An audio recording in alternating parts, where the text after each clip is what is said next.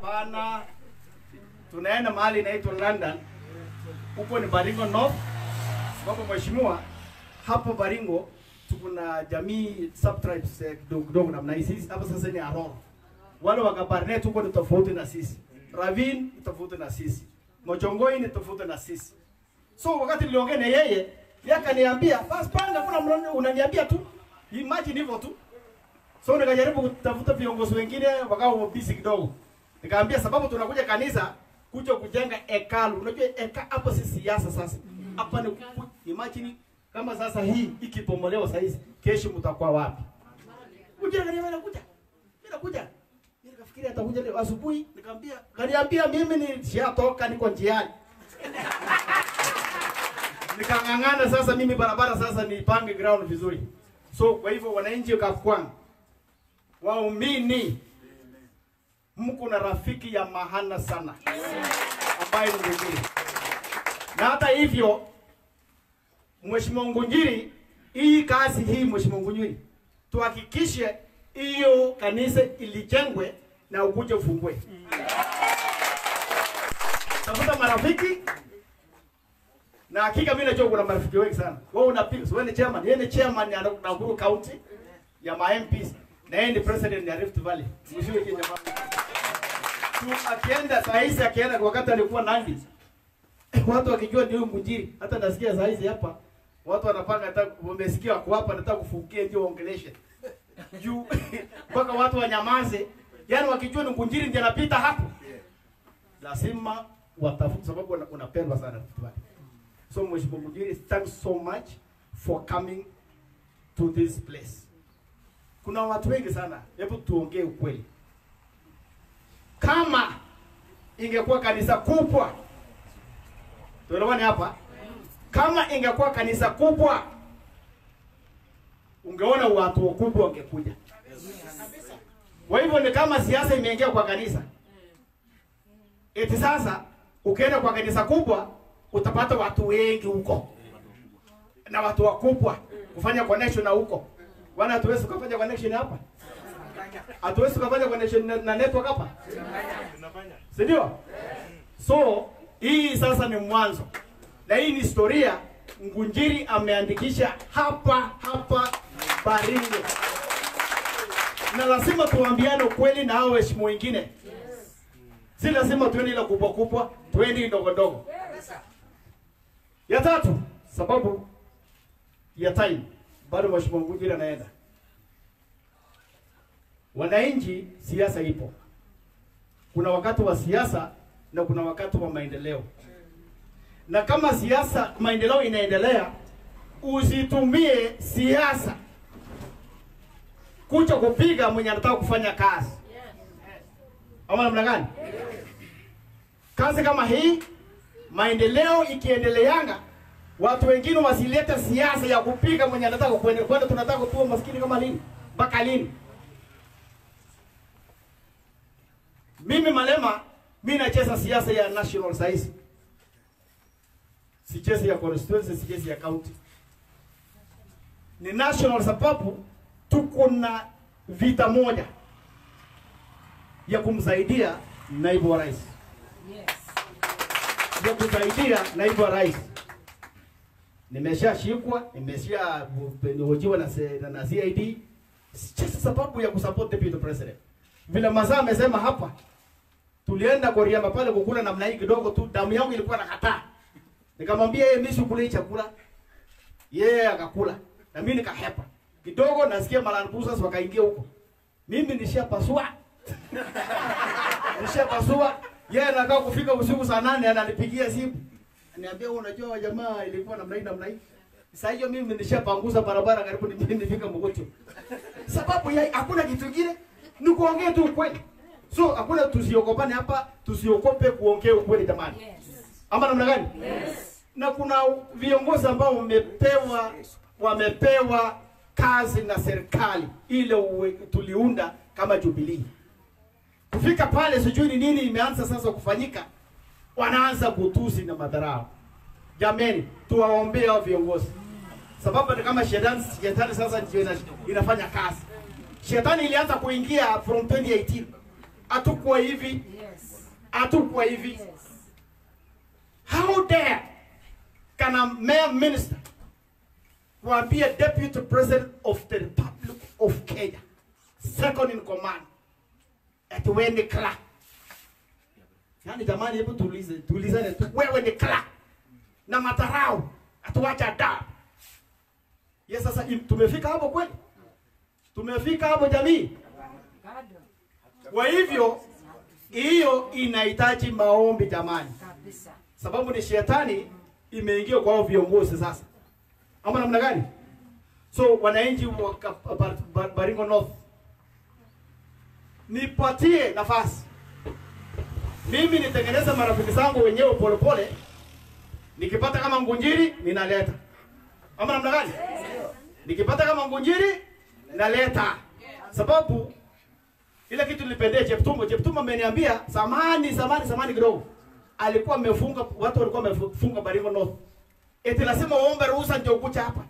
Cheptumo kama ukipata nafasi na yako busy, wewe peleka mtu yote aende afanye kazi huko. Hakuna mambo ya tumefungia. Hakuna mambo ya kusema tu lazima uconsult. Ni wazi. So nikipata marafiki kama Ditmas Barasa badile nyingine napeleka Barwesa. Nikipata mwingine napeleka Martapwa. Kabisa. Na siasa ni siasa. Ama namna gani? Nimesema mimi nacheza national politics. So hata Barwesa Ruth Madaru nimesikia jina lako. Yes. Na unajua sasa kuna kazi. Kuja mali nitembeza mbasa. Nilikuwa nikisanya watoka kama hii, nikishamaliza naenda kufika Kabartonja nasikia nyumba tena imebomoka. Sasa mpaka nikasema yeye atangulie, mimi nipangusie nyumba. Mpaka akanipigia simu. Kaniambia ni nini bwana umeharibu area? Kaambia bwana sababu yeye mimi naite kuna relationship tunaitana na yeye.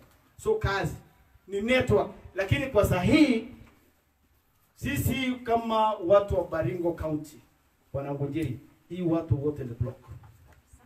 Na wacha kusema hatutaki mambo ya kusema ati 88% sijui 95%, you know nonsense. Tuweke 100 kwa 100. Sababu mimi nimetembea Central, nimekuwa kwa Ngunjiri, nimekuwa wapi? Watu wanauliza hii kitu ni kesho malini. Ni kesho malini. Wow. Ni kama inachelewa. So naomba wananchi wa Baringo North, kwa wale viongozi wako kwa viti, wale wa jamaa wa social media, tusiwachokoze, tusiwatusi, tusitumie suda accounts. Kuna watu wanafungua accounts ile fake, alafu ni yeye rafiki yako mnakunywa naye chai kwa hoteli, anasikia mambo yako, akikata kona anaandika juu yako na ni yeye rafiki yako. Kujificha kutumia jina ya kabila nyingine. Na ni wewe tu rafiki yako tu hapo. Tuwachane, tutumie social media vizuri.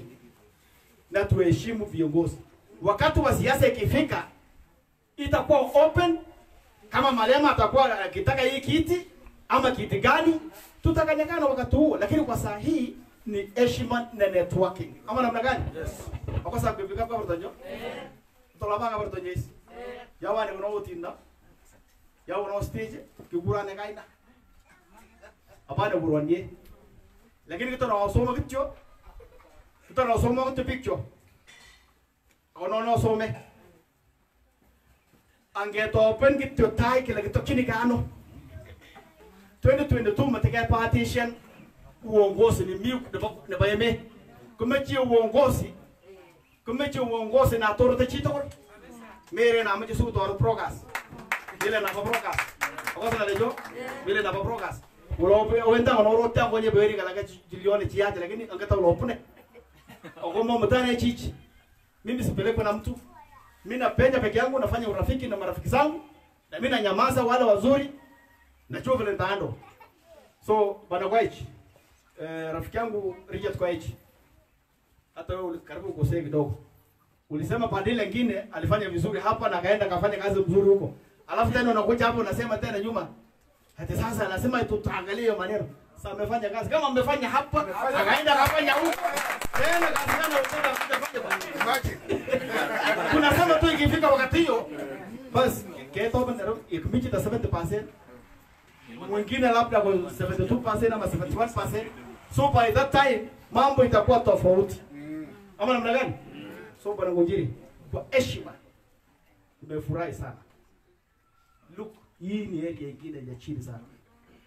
Lakini bwana, tuhakikishe hii kanisa limejengwa na tutakuja tena na tena isimame ukutofungua. Na wewe hii relation tunataka kuweka relation ya Baringo North na wewe na idumu. Hao watu ile kiwanja nyumba yako ni kubwa sana. Hao watu wakiambia kujeni nyumbani tukuje chai na tukule, utakaribisha watu. Na baraka utapata mheshimiwa. Thank you so much. Wetu mimi ni huko chini sasa Kerio Valley. Na siku moja tutaenda kukula nyama huko na labda tutaalika nyinyi wengine. So bwana kwa hichi. Karibu sana rafiki yangu.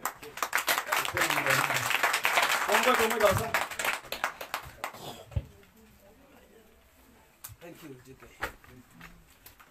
Bas, asante sana Mheshimiwa JK Malema. Mgeni wetu Mheshimiwa wa Bahati, Mheshimiwa Ngunjiri, Bishop wetu na viongozi wa kanisa akiwemo Reverend na viongozi wengine wa kanisa, viongozi wote ambao wameandamana na mgeni wetu Mheshimiwa, na sisi wote waumini, watu wa Kapwang. Bwana Yesu asifiwe. Amen. Ucho mege bicho. Wo mune. Bas yangu yatakuwa machache. Ya kwanza mimi nataka kushukuru, mimi ndio mwenye title ya clerk ya karani. Sasa kama kuna mtu anatusi mwingine kwa kutumia jina hii, mimi ndio karani mwenyewe. Na zaidi ya hayo, mimi nimeokoka, Kristo ni Bwana. Tumekuja mahali hapa kuungana na nyinyi kwa kazi hii yenye iko mbele yetu. Tumekuja kwa sababu kazi ya kanisa haikuangi na msaada ya serikali. Haikuangi CDF ama namna gani? Mi CDF man jengi kanisa. Mami take donation kwa serikali.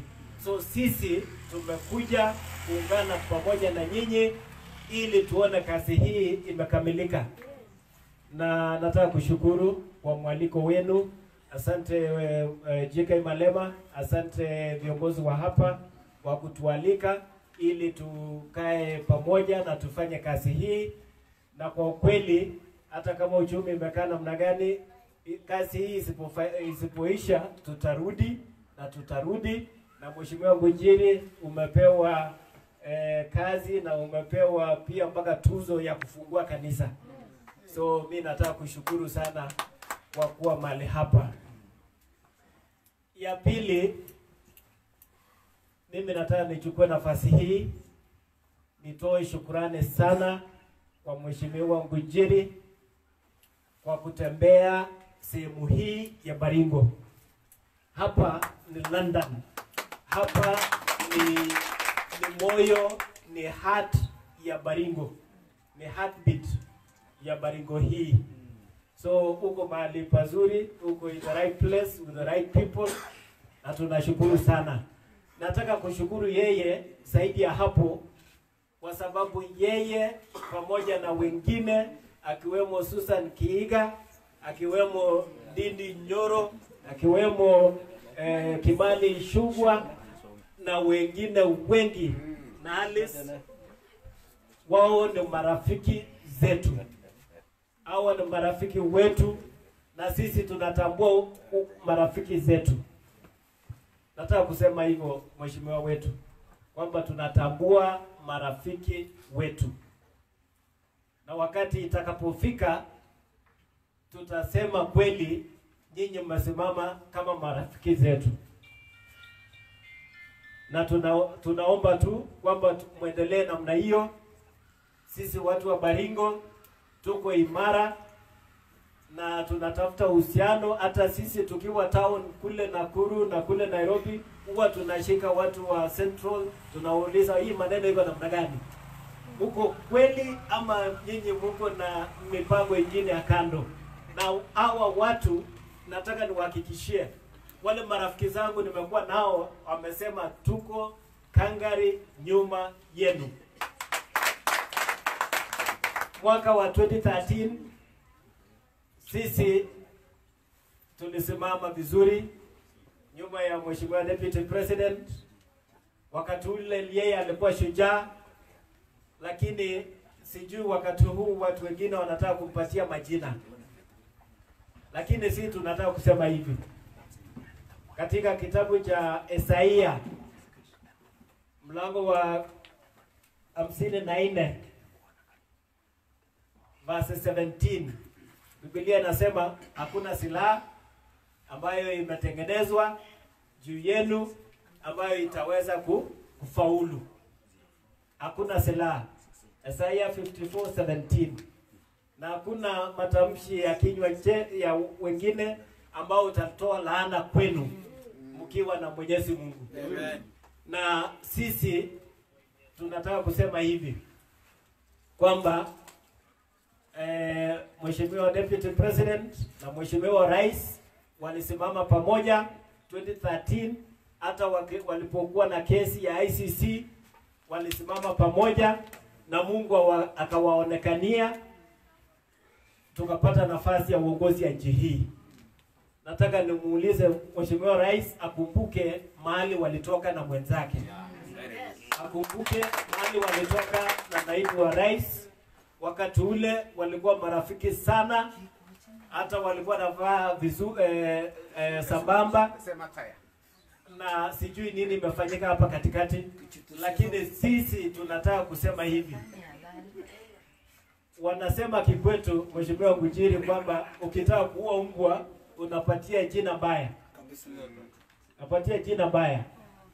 Unasema huyu mbwa ameanza kula mayai, huyu mbwa anakula watoto wake, lakini ni kwa sababu unataka kuua mbwa. Unampatia jina baya, unapandika jina baya ndio uwe. Deputy President wetu apewa majina aina gani, sisi tuko nyuma yake. Wakisema yeye ni takataka, sisi wengi wetu tuko kwa hiyo takatanga. Wengi wetu sisi ni hustlers.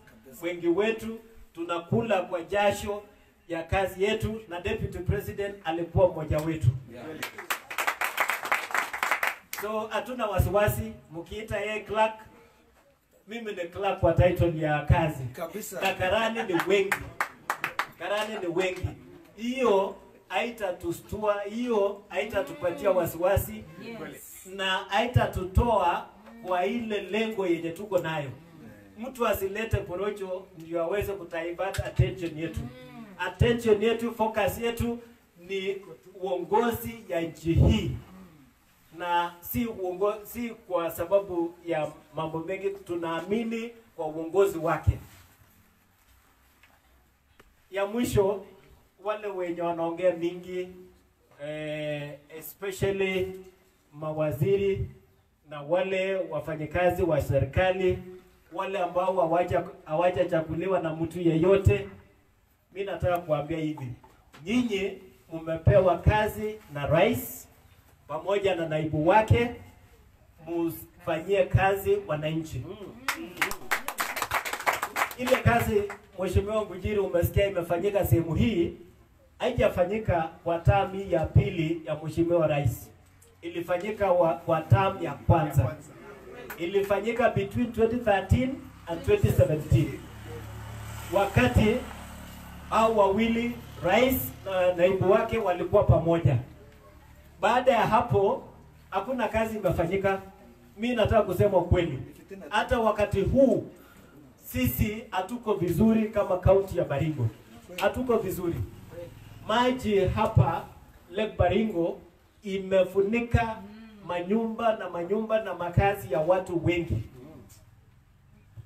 Kwa wakati huu tuko na ile mzozo ya Senate ya ugavi ya rasilimali ya nchi hii. Ile Big Four agenda ya nchi hii, ile ya universal healthcare na ile ya food security, imesaulika. imesaulika. Hii term ya mwisho hii ya serikali ya Mheshimiwa Rais imetumika tu kufanya siasa na porojo ya fitina na mambo mengi. So mimi nataka kutoa ilani, nataka kutoa notice kwa wale wanafanyia kazi wananchi, kama mawaziri, kama makatibu na wale wengine wote. Hamuna nafasi hiyo ya kufanya siasa, hamuna luxury kama hiyo. Kazi yenu ni kutekeleza policies ya serikali, kazi yenu ni kufanyia kazi wananchi, kazi yenu ni kushughulikia maneno ya afya, maneno ya maji na maneno ya food security ya nchi hii. Na mkijihusisha kwa njia hiyo, mnapoteza nafasi na mnapotea mwelekeo. Wananchi hawatawasamea, na msitukoroge sana. Msitukoroge sana. Msitusumbue sana. Mimi nataka kusema hivi. Mnaweza kosa kutufanyia kazi, lakini msitukoroge. Mumesikia vizuri watu wetu? Yes. Wasitukoroge. Kwa sababu watu wetu ni wazuri, lakini wako na uwezo ya kubadilika wakichokozwa. Wasitukoroge na pia wasituibie. Wasituibie ile pesa ya nchi hii. Hata wasipotumia vizuri, afadhali ibaki mpaka tupate viongozi ambao watatusaidia kufanya kazi ya wananchi. Wasitukoroge na wasituibie. Tumesikia pesa ya COVID imetengeneza billionaires, imetengeneza millionaires, na sisi hapa tunahangaika kama wananchi. Mimi nataka ni waombe sana, wawache pesa yetu ikae vizuri.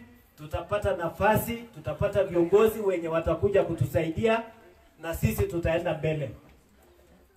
Sitaki kusema kuliko hapo. Mimi ni karani wenu wa kaunti, na sisi jameni, sisemi chochote kuhusu hapa kwetu nyumbani. Sitaki kusema, lakini safari hii ikifika, wakati itakapofika, sisi tutaonana mundu kumundu. Tutaonana mundu kumundu. Kwa sababu gani? Imefika wakati wa kupanga maendeleo ya nchi hii na kaunti hii, na hatuwezi kubaki nyuma wakati watu wengine wanaenda mbele. Wakati nchi hii inapopiga hatua ya kimaendeleo, hasa kaunti zingine, hatuwezi kukubali tubaki nyuma. Ndio maana mimi nasema, mimi nawapatia notice tu, kwa sababu sisi ni watu wa kuchapa kazi, sisi si watu wa porojo. Wakati itakapofika tutakuja kuongea, lakini nawapatia notice kwamba lazima tujipange. Nchi hii inahitaji watu wa kujitolea, watu wa kutumia fikira zao, watu wa kutumia ujuzi yao kwa manufaa ya wananchi. Na sisi tuko tayari. Sisi tuko tayari. So wale wana porojo hapa na pale, nawaambia tu tutakuja, tutaonana mundu kumundu, na tuko sambamba safari hii. Tunataka wakati Nairobi inaongozwa na kiongozi shubabu, hapa mashinani pia tuko Kangari. Yes. Sitaki kusema kuliko hapo. Tumekuja kuwasaidia na tutarudi tena. Mungu awabariki watu wa Kapkwang. Nyinyi watu wazuri, tunawapenda, na tutarudi mahali hapa. Asante, Mungu awabariki. Bas.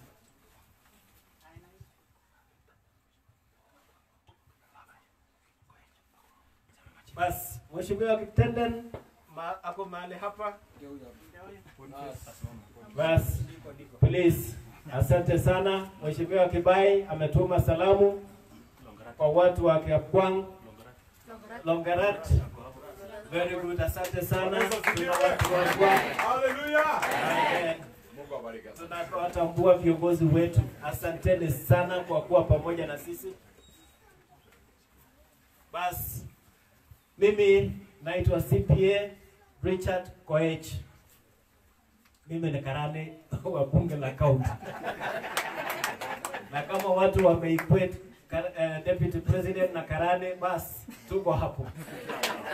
Basi nataka nichukue nafasi hii kwa heshima sana tumwalike rafiki wetu, kiongozi wetu, Mheshimiwa wa Bahati, Mheshimiwa Ngunjiri. Sisi tumefurahi sana na wewe ni wetu. Wewe ni wetu. Tutasimama na wewe na tutatembea na wewe. So nataka nikukaribishe uweze kunena na watu wako, watu wa hapa. Kuongoza kwa kuchagisha pesa. Chama Jesu, chama Jesu. Awaiwaya mu chama Jesu. Chama Jesu miski. Chama ele ale chama Jesu. Angena mumi mukule lanyo. Amamwanta mirgile metili. Oleo jamnyete chama Jesu.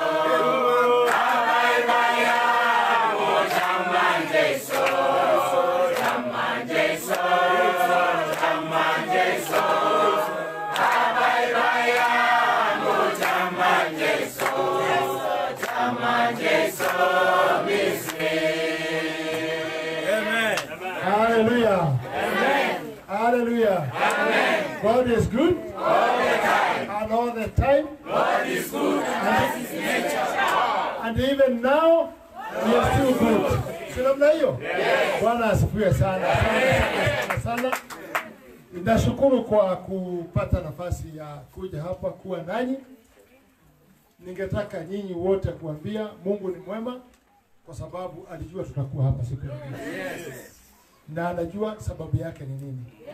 Kabla tuzaliwe alitujua tutazaliwa, tutakuwa wakubwa, tutakuwa viongozi na tutakuwa hapa. Na ndio sababu ya sisi kuwa wapi? Kuwa hapa. Nashukuru sana, nimeona Bishop ni mzee ambaye amepeleka mambo ya Mungu kila pahali. Mungu awabariki sana Bishop. Pastor, unarudia sisi maneno mazuri na Mungu akubariki sana. Naona unafuata mambo ya mzee. Ukifuata mambo ya mzee hautapotea. Lakini ukikataa mambo ya mzee kagome. Hivyo naona unafuata mzee mzuri. Hayo naona sasa anaenda kuzeeka. Sasa haja yake ni kuona ana vijana anawachia kazi. Wale wanafanya kazi. Amen. Na ninashukuru sana kwa viongozi wengine pia hapa tuko naye. Chairman ambaye alikuja kwa kuleta watu kwangu, alikuja na watu karibu 25 hivi. Kiasi kutoka hapa, nimeona pahali mlitoka na mkatembea pamoja na Clark na wengine, mkakuja mpaka kwangu nyumbani kutembea. Unajua kujua mtu ni kujua kwake. Kwa kikuu tunasemanga, onesha mimi rafiki yako nikujue. Kwa sababu utajua tabia yako iko namna gani. Kwa hivyo mimi nashukuru sana, Mungu upanga mambo yake kwa utaratibu wake. Huyu kijana yetu Malema huyu mimi sikamjua kwa sababu sometimes I'm very busy kwa Facebook na nini. Lakini iko na ofisi yangu na nini, wale wanafanya kazi hiyo. So my daughter akaniambia iko mtu anaitwa Malema. Anaongeaga mambo ambaye wewe ungetaka kusikia. Kaambia kwani anaongeaga nini? Akaniambia siona sababu kuongea ukweli na kujipanga kwenda mbinguni. Malema anafuataga hiyo laini ya maneno kama hiyo. So nikasema okay. Kijana yangu ya mwisho pia akaniambia kuna mtu anaitwa Malema. Sasa wakatolea Facebook nikaangalia. Nikaambia huyu si yule mtu anazungumzaka akiwa Amerika, ule anakuwa hapa gari. Kaniambia hapana, Malema ni wa Baringo, ni wa hapa. Sasa aka inbox, nikashika namba yake, tukaongea. Kutoka hapo tukaanza nini? Tukaanza urafiki. Na tumezungumza mengi kwa sababu hata nikihitaji mambo mengine kuliko mimi niseme mnamwambiaga haya hiyo maneno. Sasa wale kuna maneno, naambiwa. Na nafuruga kabisa. Hata juzi alisikia alikamatwa. Nikiwa Nairobi nikapigiwa nikajua hiyo tukatuma mawakili mara moja. Wakili alikuwa anajaa hapo nje. usikie iko mambo gani kwa Malema. Na mpaka watu washiwe even the deputy president. We watch your video sometimes with him. Unaiangalia tukiwa na yeye. Kwa sababu kila mtu ana kazi yake. Bishop, uhubiri na pastor, sisi na Malema na wengine ambaye yuko hapa na Clark, mwache tufanye siasa yetu. Kwa sababu mimi nimekuwa mwenyekiti wa kanisa la Baptist Nakuru kwa miaka 10. Na unajua kanisa ni kama pahali vifaranga za Mungu zinakaa. Zikitaka anasema wewe Gojiri enda siasa, wewe Malema enda siasa, wewe Bishop enda hubiri. So ni kazi tuligaiwa, hata mimi ningekuwa mchungaji. Na ningekuwa moto sana, mngekuwa mnaokoka all the time. Lakini nasema nikimalizia, Mungu anisaidie nimalizie na kuwa mchungaji. Kwa sababu hiyo mbinguni mimi nasemaga sina mambo mawili, kusema ukweli na kwenda mbinguni. Ningetaka nihubirie wengine pia wengi twende mbinguni tukua pamoja. Na mimi nataka kuambia nashukuru sana kufika hapa. Malema, Bishop, wala nikaribisha mama yetu ambao wamefanya kazi kubwa. Kama si nyinyi mmefanya kazi hiyo, hawa watoto wangefikia hii uongozi. But you have worked so hard, chairman, mpaka hawa watoto sasa wamefika kuonja uongozi yule huko sasa kwa saa hii. Kwa hivyo mimi nimekuja hapa na nimekuja kwa sababu kitabu ya Mungu imetuambia ukitaka kuwa mkubwa, kuwa mdogo kuliko wote, Mungu akuinue. You know, hiyo umesema saa nyingine kufikiria mambo makubwa, you must start from somewhere. Ndio waza nini safari huanza na mguu moja. Na mimi ndio napenda kazi hiyo ya kuzunguka namna hiyo. Hata hiyo ndio tulifanya tukaitwa tangatanga. Na ni mzuri, wacha utangatange. Unajua fisi hakuwa na bahati kupata nyama ya kukufa. Ni kwa sababu fisi hawezi kuwa mnyama fresh. Lakini alitembea sana mpaka anakuta msoga pahali iko. Na akikuta imekufa kwa sababu hawezi kuua, anafunga macho hata kama imenuka, anakula. Na hana la mbaya, anakula mpaka ananona. Hata sisi tutatangatanga na tutanona.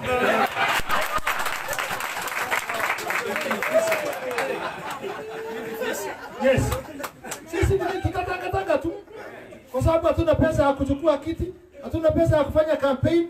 So sisi tutaenda tu mpaka mguu ya nyuma ikuwe mfupi, tunaangalia mandege yaki huko. Pahali iko msoga ya kukufa, tutafuata, tutakula na tutafika.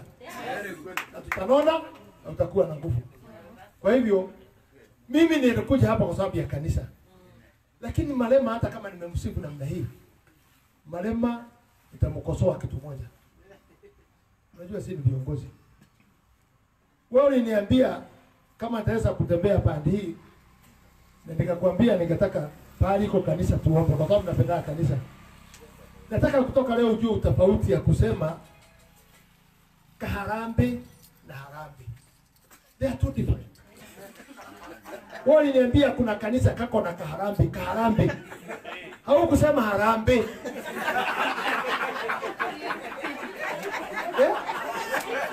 Unasikia? Sasa siku nyingine mtu kama mimi unaniambia kabisa ni harambe. Ndio mimi nakuja nimejitayarisha vizuri kabisa. Kwa sababu kama ni kazi ya Mungu lazima tufanye. Na lazima tufanye ikiwa na mpango. Na Malema usijione wewe ni mdogo. Na ukinizungumzia niambiage ukweli. Kwa sababu leo umenileta pahali pazuri sana. Pahali ambaye ni chini kabisa. Nimefanya marafiki sana, najua Bishop, najua pastor, najua mama ambaye alishikilia hapa, najua vijana wengine nimeona moto. Nimeona coming sasa tukikuambia ukifika huko usituache. Watu wanaendaka wakifika huko wanakata kamba. Sasa hiyo hakika sana. Na nimeona watu wengi hapa, nimeona mama naye anasema hapa tulikutana Nairobi. Akaniheshimu sana pahali kwa hoteli, akanisikia tu tukizungumza na mtu nakuja, akaniambia huko ni nyumbani na mimi nitafanya nini? Mimi nitakuja. Asante sana. Let's stay together. Kwa hivyo mimi nimekaa kwa kazi ya kanisa na nimeoa kwa mchungaji ambaye alituacha. Na ninajua umuhimu wa kanisa. Mimi kama sikukaa ujana yangu kwa kanisa singekuwa siku ya leo. Ningekuwa siku kwa sababu ningekuwa nimeingia kwa ulevi kwa mambo mengine na ningekuwa nimeingia shida. Na mimi kwangu bahati, na mtakuja mtembee siku nyingine. Ile kazi nimefanya sana na inaifurahisha. Na ndio mmenipa leo siku ya leo. Ni kuamsha kanisa kama hii dogo ya mabati ya mbao kuipeleka kuwa kanisa la Mungu kubwa. Tumetoa makanisa kwa mbao, tumetoa makanisa kwa mabati mpaka ikakuwa makanisa na nyumba ya Mungu. Hatuwezi kujenga nyumba zetu mzuri na tunashindwa kujengea Mwenyezi Mungu. Itakuwa ni aibu sana. Na unasikia hakuna mtu hata piga magoti mbele ya Mwenyezi Mungu. Na utasema kazi uliyofanya nini? Uliyofanya. Kwa hivyo tusaidie wachungaji. Wachungaji wakae mzuri. Na mjue wachungaji wafanyaji biashara. Lazima tuwachunge kwa kila kitu. We want clean pastors ambao wanasomesha watoto mzuri, wanavaa mzuri, wanapeleka gari. Ndio mambo ikuwe nini? Ndio mambo ikuwe mzuri. Kwa hivyo hiyo kazi leo nitaichukua kwa njia hii. Tutasema Bishop, for today tumekuja kuweka msingi wa kuanza safari yetu. Hii ni msingi tunakuja kuweka. Ukiona nimeweka mguu yangu hapa, hii ni mguu tumeweka. Lakini chochote tutatoa, tutasikizana safari itakuwa namna gani. Mpaka tuhakikishe tumeenda pale. Na next hata tutapanga, nitakuja Harambee kasi sasa. Sika Harambee, nitakuja Harambee. Nitakuja na kina Sudi, kina Barasa. Ile watu wanajua kutangatanga, wote utakuja naye hapa siku. Tukuja kutangatanga kwa kanisa na tujenge kanisa ya Mungu. Ndio tukika mbinguni tuambie Mungu tulitangatanga tukakuta kanisa moja ya mabati tukajenga hiyo kanisa. Sasa kwa sababu inasemekanaga hakuna mtu hata piga magoti mbele ya Mungu. Si tutakuwa kwa kesi sisi wote. Pengine siku hiyo kwa mambo mingi nitasema hata nyinyi mnajua tulifanya kazi ya kanisa hii. Na pengine kesi yangu itaambiwa na Mungu iwekwe saa 8. Kwa sababu atafikiria mambo yako kwa sababu nimefanya kazi yake. Kwa hivyo hiyo tutafanya na tutachanga. Nikija ilikuwa saa 6 na dakika tukitoka kwa hoteli hapo kuja hapa katikati. Nimepigwa na deputy president. Lazima anajua hasa wako wapi. Kama yuko mmoja amelaliwa ama mwanadamu tunajua yuko wapi. Leo ni weekend, tutakamata kama leo. Na tumezoea kujipanga. Hata tukienda naenda na kakoti, iko ingine iko kwa gari kwa sababu ni end time. Kama tunaweza fanyika. Lakini kama inafanyika kwa kuongea ukweli, let it be the truth. And the truth will let us finish. Let me tell you. Mchungaji uwezi kuwa unazungumuza ukijifisha kusema siku moja utaenda mbinguni. You must say the truth. Hata si viongozi. We have failed this country. Inchi tumeiharibu sisi wanasiasa completely. Kama imesemekana sasa wajumbe ndio wanaiba pesa ya corona. Senators ndio wanaiba pesa ya corona. Surely, where are we? Where? Yaani pesa ya wagonjwa. Pesa ya kuzoea ya kuzuia mtu asikufe. Hiyo ndio ile mambo tunafanya ya kuiba. Tuna serikali kweli? Tuna serikali? Hakuna. Tuko na shida. Na mimi ningesema hivi. Nina masikitiko makubwa katika roho yangu. Na mimi kwa sababu haja yangu ni kuzungumza ukweli. Na mtu akizungumza ukweli huwa na roho ya Mungu. It is a shame. Nina karibu mwezi mzima nimefikiria kati ya rais na deputy president. Na inanifanya nikifika saa 10 sikizi napotea. Nasikia kichwa ikiniuma. Kwa sababu ya kufikiria and I don't get the answer. I don't get the answer. Because Ruto ameshikilia president. Wakati ni nyinyi wenyewe mlimpigia Uhuru tu mkampigia kura. 2013 mkampigia kura. 2017 mkampigia kura. Mkaambiwa mrudie. Hamukupotea mkampigia kura. Ruto akaongoza hizo siasa.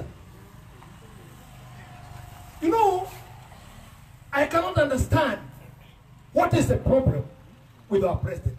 Because hii serikali ilitengenezwa na Uhuru na Ruto. Waka-appoint watu kazi.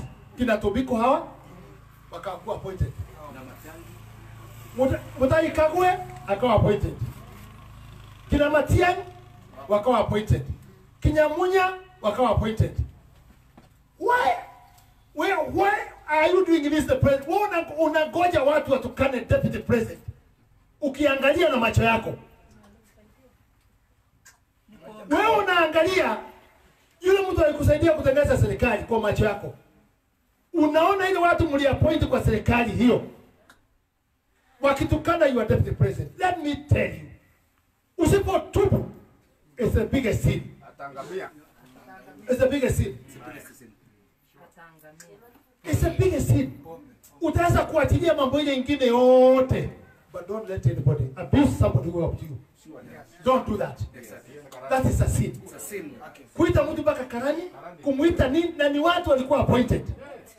Appointees. Unajua kuchaguliwa uwe rais.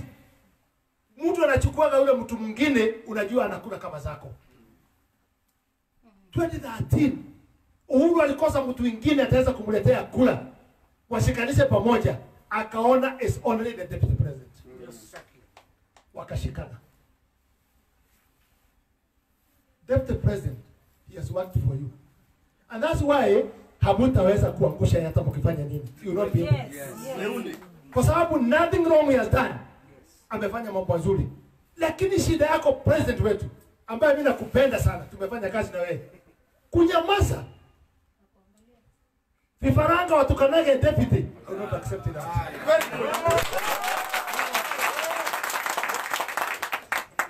And that's what I'm saying, I will not be that side. Hata ikifanya nini. I cannot accept that. Heshimu mtu. Hata bibi yako ukioa mkosane, mupe heshima kisheria. Aishi maisha yake kwa sababu siku moja mlikuwa mmependana. Siku moja mlikuwa naenda kitanda moja na yeye. Wacha akae, usimuumize, usiwachilie watu watukane ama watoto wamtukane, afanye maisha yake na wewe ufanye maisha yako. That's what you can do. It is a shame.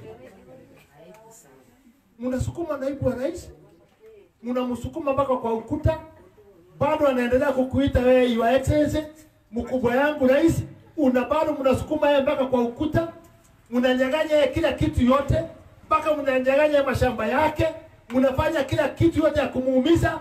Mimi nasema hivi, mfanye hiyo yote, lakini msiguze roho yake.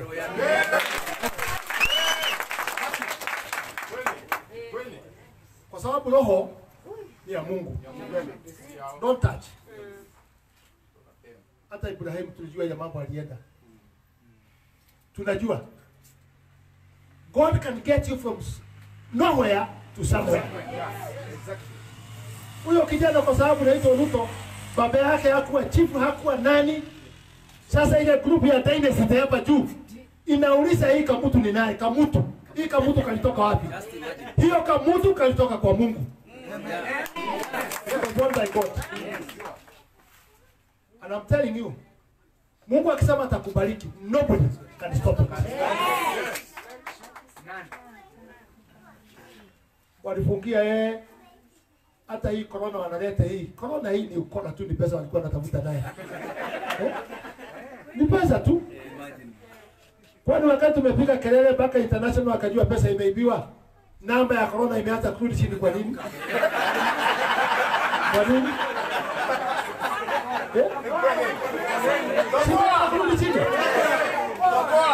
Na kujua hii corona hii corona ilikuja na mpango.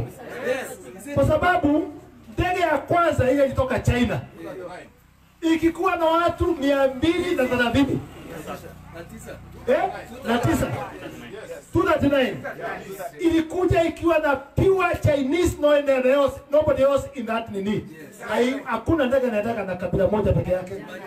Na ilipofika yule kijana Msomali alisema kuna ndege imekuja namna hii, wakashika yeye.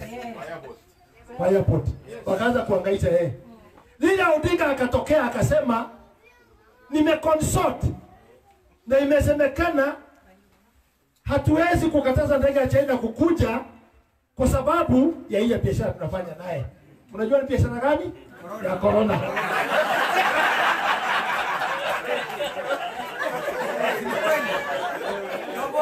Ni biashara ya corona.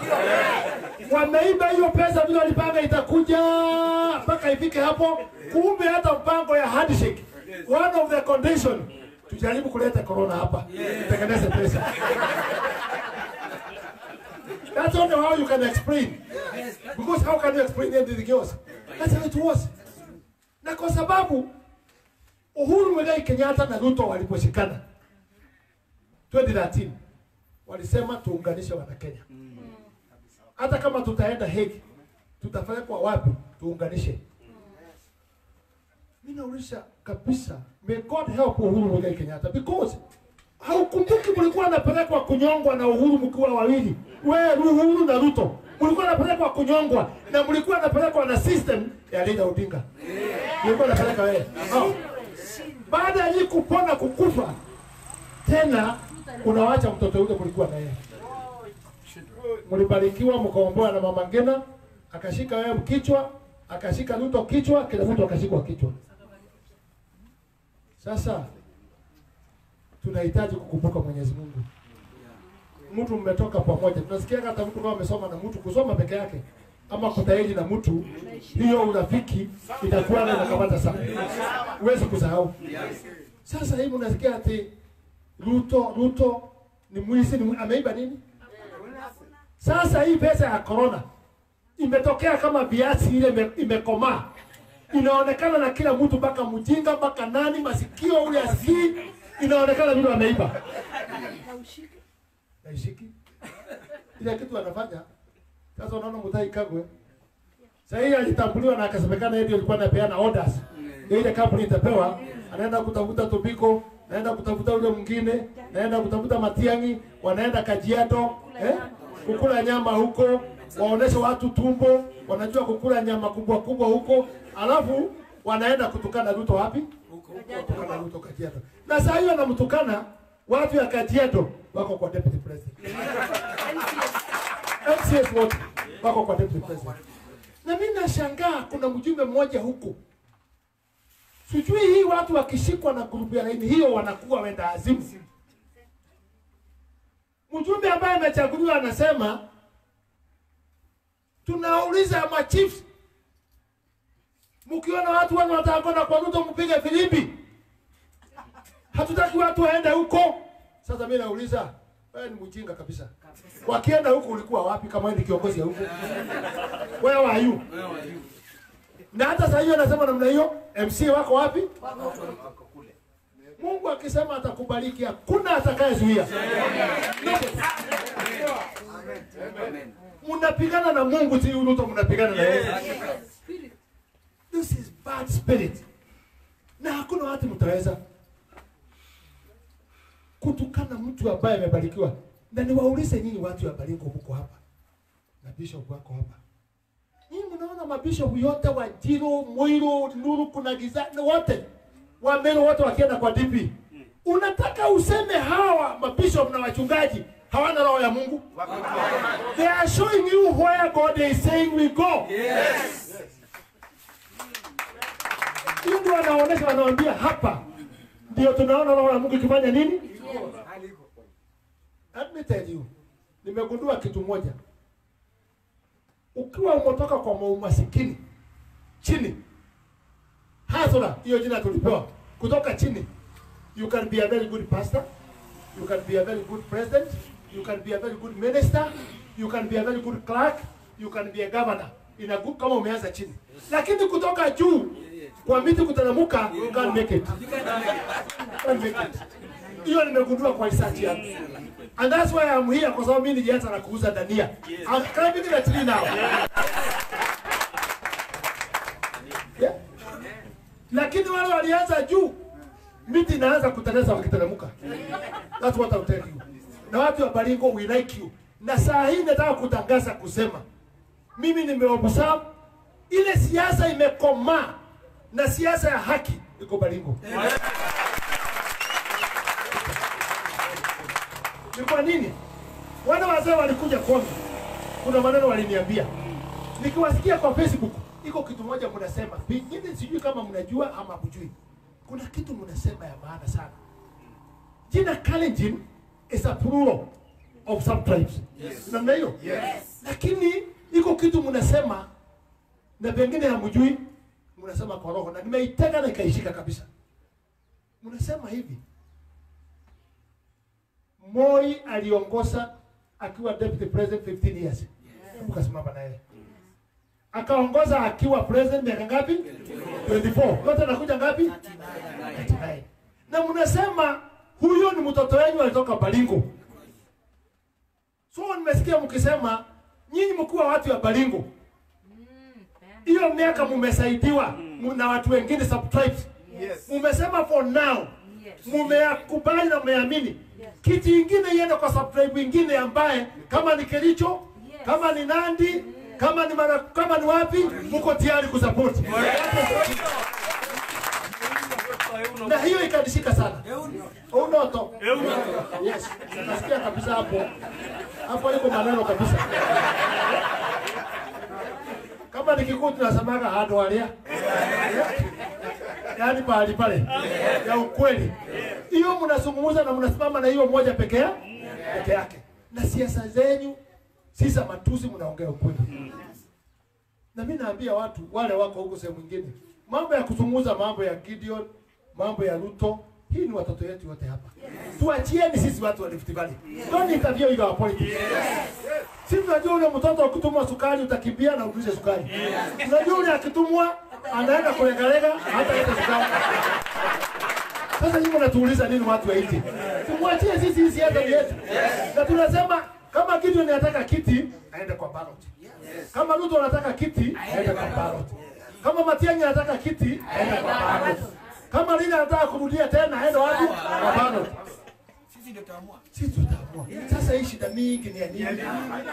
Matusi, harakati mingi, kukongoana, sarakasi mingi ambayo haina njia. Sisi tunajua. Nisikia hiyo mrada akisema, nadhani niwasaidie kitu moja. Nyinyi msirudi kuzungumza na kujibu mrada.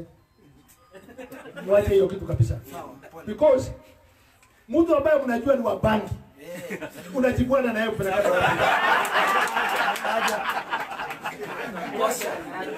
Na hajachaguliwa. Unajua hata nyinyi muangalie hapa pengine namna hii na wazee hawezi kosa mtu mnajua hapa kijiji kama na kunywa bangi. Unajua mtu wa bangi anafanyaga hivi. Hakuna mtu muoga kama mtu wa bangi. Na mtu wa bangi akitaka ndio ana nguvu kwa bangi anavuta. Wewe maremo utaniona. Wewe maremo utaniona.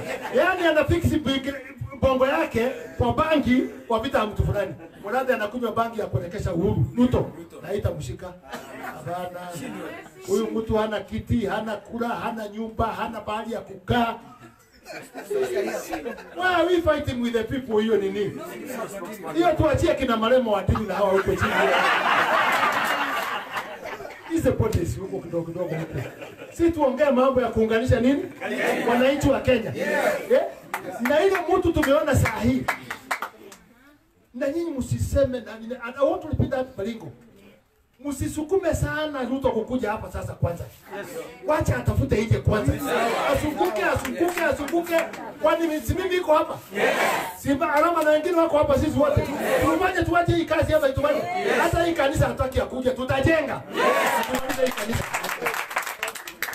Unajua kwa Kikuyu tunasemaga ukiita watu wakuja wasaidie kujenga nyumba yako. Wakikuja kitu ya kwanza mkikuwa anaulizaga mtu, haya tunakuja unataka nini tukujengee nyumba?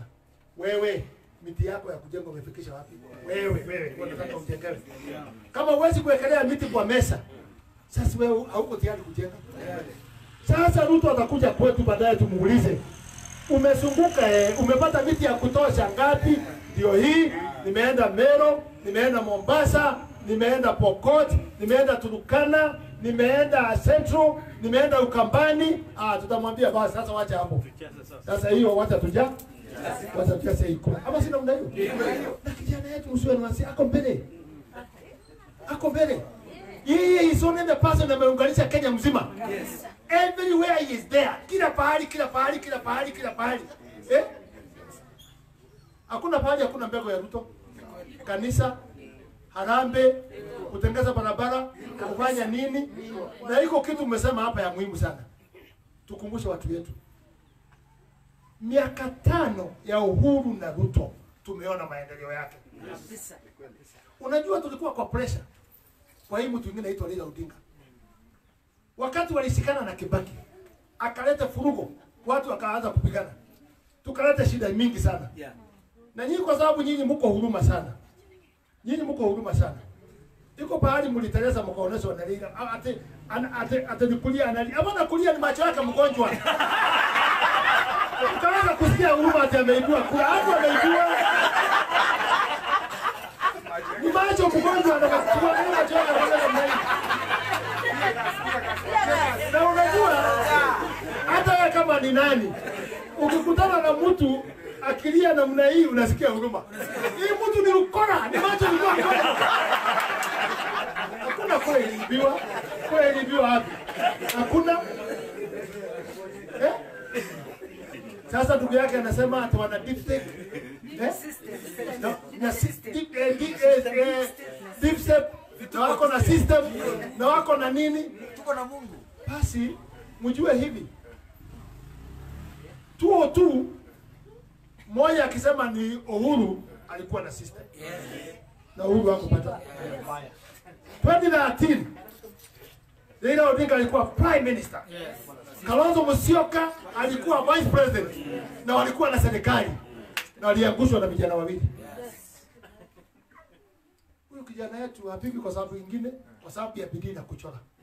Ako bidii nani? Akunywi pombe, anakaa na Mungu, anakaa kwa kanisa, anaomba, anatubu, anatuombea, anatuunganisha, tunakuwa kitu moja. Hiyo ndio ile vita inafanya apigwe, sio kitu kingine. Anawacha kukwambie, saa nyingine hata mimi ni kama nyinyi. Saa nyingine nasikia kama nimeguzwa, ni kama nimeona kama amepigwa sana, ni kama kuna shida sana. Sasa mimi naenda kwake saa nyingine nikiangalia yeye, naenda kuweka yeye nguvu kumwambia bado tuko. Lakini nikifika hapo amechangamka ambia yasi kujini. How are you? Tuko wapi sasa? Tuko mbele. Mimi nasikia tena. Nasikia mambo yafanya nini? Kisha. So unajua hata bishop, ukiona bishop yako anahubiri na anaenda na nguvu kabisa. Sisi wote tunafuatia, tunajua tuna mchungaji ya kufu hapa. Sasa tunaanza kufua. Lakini akianza kulegalega akihubiri analegalega na kulala. Iko siku atakuja kweli? Kuna siku atakuja. So watu wa Baringo, don't be worried. We are together. Na hii safari tunaenda. Na niwaambie mimi nataka nyinyi mnyamase. Mnyamase. Kwa sababu mnazunguza mseme nini? Mlipigia kura Uhuru 2013, 2017 mara mbili. Sasa nyinyi mnazungumza nini? Sisi ndio tuko na mzigo sisi. Ambaye mlipea si kiti kwa kule mara 4. Sasa muachie sisi tufanye kazi. Hata mimi nasikia kwa baa.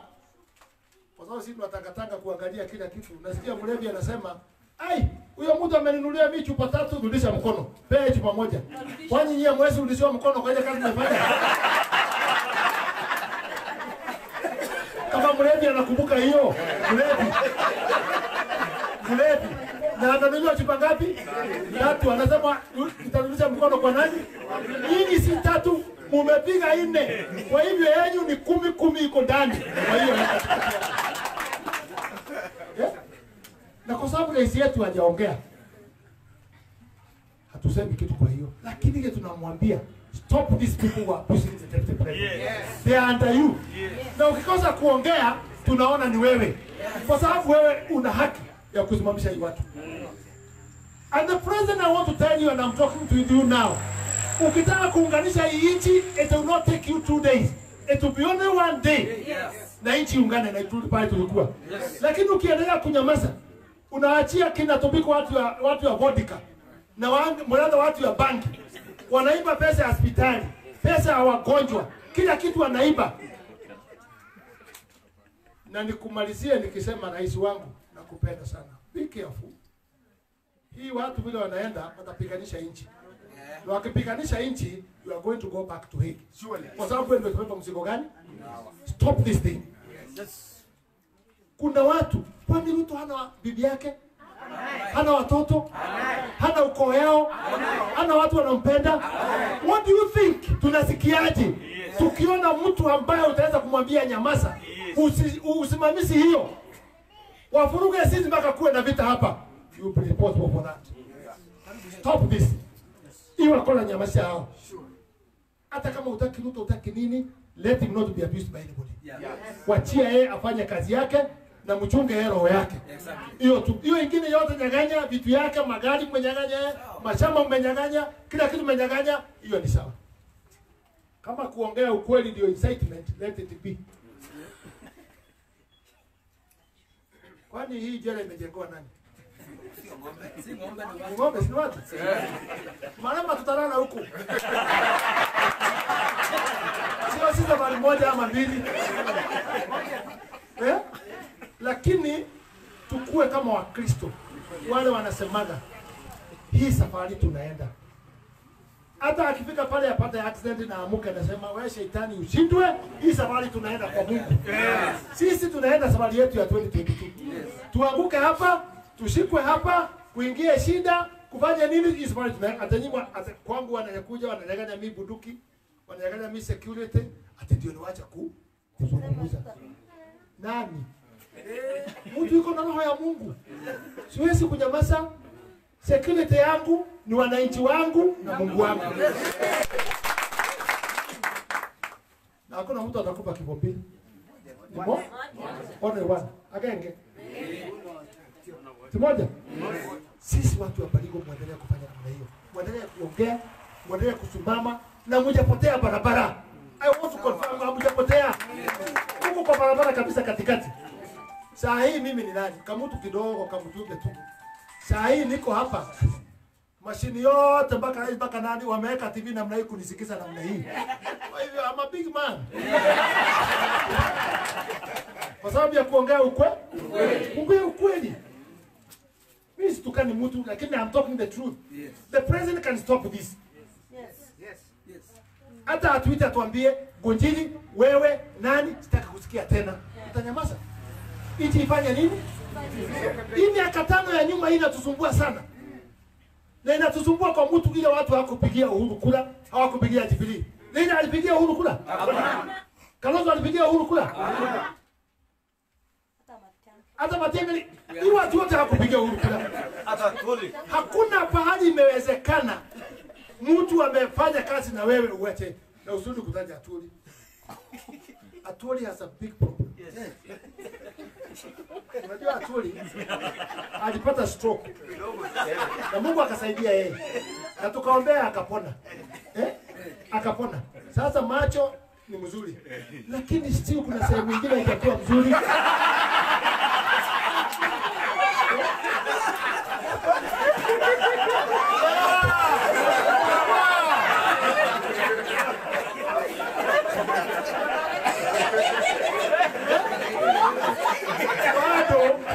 Bado anatumia diaper. Hiyo inamsumbua. Hata kama ni diaper all the time you are wet. Utakaa hiyo mkojo inasumbua wewe. Hiyo ni tunaelewa mzuri leo. Hiyo tena naeka. Si twende safari yetu. Na sorry mami, unajua? Siasa ni siasa. Haya, tuko karibu kuanza harambee. Unajua? Mambo ni mingi. Mimi niko safari na mimi mpaka huko, niko na mkutano karibu 3 na 10. Kwa hivyo mimi nawapenda na waheshimu na nyinyi mlianza kupenda sisi kama hatujapenda nyinyi. It's only Jesus alipenda sisi kama hatujapenda. Unatupenda na tunapendana na tufanye kazi pamoja. But in all this thing, let's keep peace. Yes. Tufanye amani. Yeah. Na mimi ningeuliza watu wengi wale wako nje huko wakuja hapa Kabananeti. Akuja hapa kapu. Mimi nimeshangaa hapa ni kama zubuki ya baridi. Mahindi, viazi, niliona mandizi, kila kitu. This is a very good place. This is a very, very good place. And mimi najua ukweli, hata corona haiwezi kuja hapa. Corona inaenda pahali kwenye dhambi. Kwa hivyo nashukuru sana. Nafikiri tukuje ile kazi tulikuja. Kwa sababu tuna wazee wengine wanakuwa na ugonjwa wa sukari, walikaa kidogo bila kula kitu, sukari itapanda.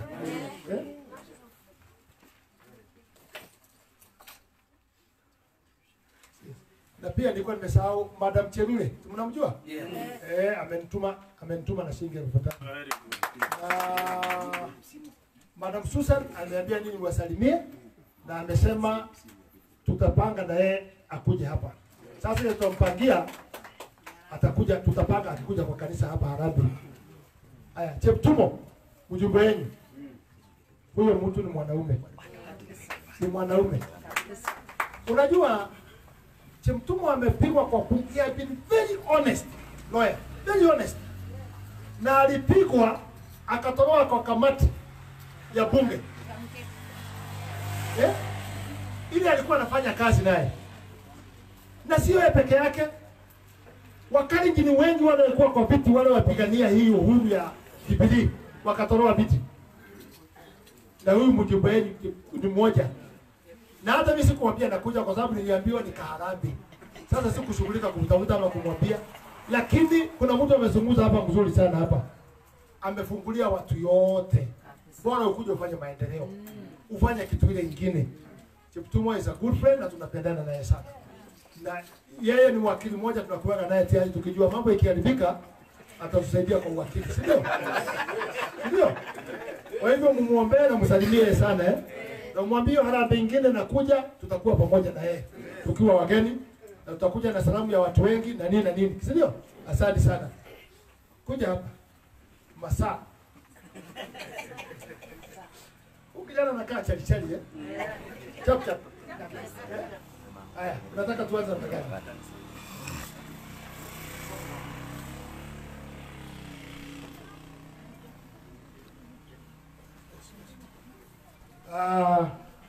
Tutaanza na kanisa. Tukiteremka namna hiyo, alafu nitasema hiyo ingine kwa sababu